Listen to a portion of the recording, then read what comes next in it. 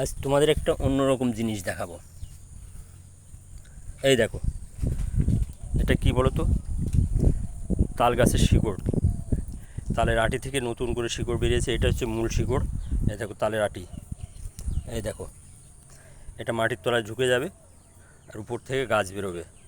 আর এটা দেখানোর এর একমাত্র উদ্দেশ্য, এই গাছ হয়ে যাওয়ার পরে এর যে শ্বাস হয়, তোমরা অনেকেই দেখোনি। এই দেখো, আমি কেটে, এই যে দা, এই দা দিয়ে কাটলাম, কেটে শ্বাস বের করবো। এই দেখো, এরকম টান দিলে, এই যে এরকম সুন্দর, খুব ভালো খেতে। তোমরা কেউ কোনো দিন খেয়েছো কিনা বলবে।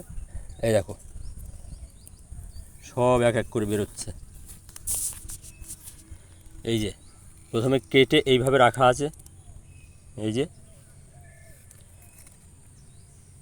এটা নতুন কিছু নয়, কিন্তু তোমাদের অনেকের কাছেই নতুন মনে হবে। এই দেখো, আর আমি শ্বাস বের করে এই যে রেখেছি বাটিতে।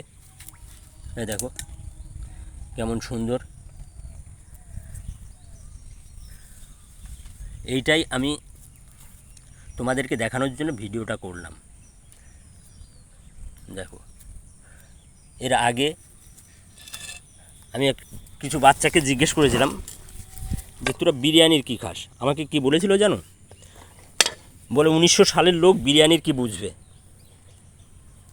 কিন্তু আমিও এখন তাদেরকে বলতে চাই, 2000 সালের বাচ্চারা, ছেলেমেয়েরা, তারা এই তালের সাজের, এটাকে ফোঁপড়া বলে, এর কি স্বাদ বুঝবে? এতে আছে প্রকৃতির ভালোবাসা, মায়ের স্নেহ, সব জড়ানো আছে। তোমাদের হয়তো ভালো লাগবে না, কিন্তু যারা এটা স্বাদ জানে তাদেরকে ভালো লাগতেই হবে। ঠিক আছে, যদি কারো ভালো লাগে বলবে।